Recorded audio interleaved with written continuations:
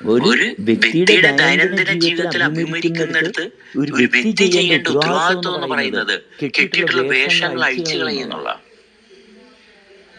എന്നാലേ ജീവിക്കാൻ പറ്റത്തില്ല. കെട്ടിയിരിക്കുന്ന മുഴുവൻ ഉപബോധ മനസ്സിലാ.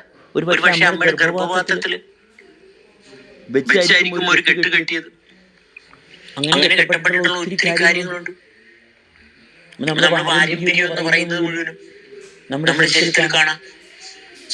അപ്പൊ പരമ്പരാഗതമായിട്ട് നമ്മുടെ വീട്ടുകാരും നാട്ടുകാരും ചെയ്തുകൊണ്ട് പോകുന്ന കുറെ കാര്യങ്ങൾ നമ്മുടെ ശരീരത്തിന്റെ സ്വാധീനത്തിലുണ്ടാവും. പക്ഷെ അതിന് വലിയ ശക്തിയില്ലെന്നുള്ളതാണ് ഇതിന്റെ ഏറ്റവും വലിയ സത്യം. എത്ര പരമ്പരാഗതമായിട്ടുള്ള പാരമ്പര്യമായിട്ടുള്ള കീഴ്വഴക്കങ്ങളാണെങ്കിൽ പോലും അത് തൊലിപ്പുറമെ മാത്രമേ നിൽക്കുന്നുള്ളൂ.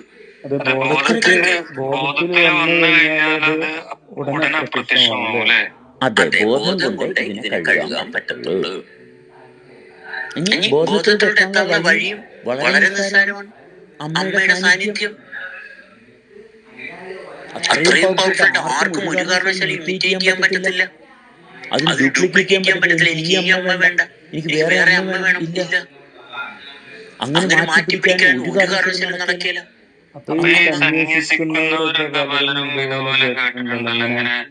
അമ്മയായിട്ട് അല്ലെങ്കിൽ കുടുംബമായിട്ട് ബന്ധപ്പെടാൻ പറ്റാത്ത ഒരുമിച്ച് ഒറ്റയ്ക്ക് പോയി താമസിച്ച് ഒക്കെ നിൽക്കുന്നത് സെൽഫ് റിയലൈസേഷന് വേണ്ടിയിട്ട്.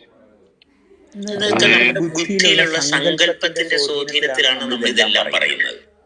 അത് നമ്മൾ എങ്ങനെ സന്യാസിയല്ല ഋഷിമാര് ഇതെല്ലാം നമ്മൾ ചോദിച്ച് അതിനൊരു ഉത്തരം കിട്ടിയാൽ പോലും അതൊരു പെർഫെക്റ്റ് ഉത്തരം ആകത്തില്ല ഒരിക്കലും. നമ്മൾ ഒരു സന്യാസിയെ പറ്റി നമ്മൾ എന്ത് വിശദീകരണം ചോദിച്ചാലും ഒരിക്കലും അത് പൂർണ്ണമാകത്തില്ല. കാരണം സന്യാസം